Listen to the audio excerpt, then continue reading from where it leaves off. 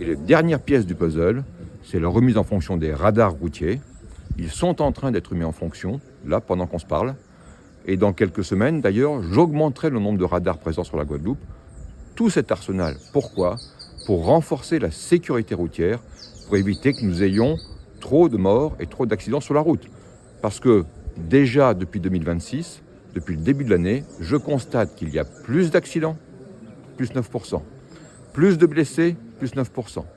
Autant de morts, 15 morts, c'est beaucoup trop, dont les 3/4 étaient des gens qui n'avaient rien demandé, qui se sont fait tuer par d'autres conducteurs qui avaient des comportements inappropriés. Encore cette nuit, par exemple, un piéton sur la plaque pontoise a été renversé par une voiture, écrasé par une voiture. Il est dans un état critique et la voiture s'est sauvée. Ça n'est pas acceptable. Ce que nous voyons ce matin fait partie du dispositif pour rappeler aux Guadeloupéennes et Guadeloupéens qu'on ne peut pas conduire sur la route sans faire attention et sans respecter les règles.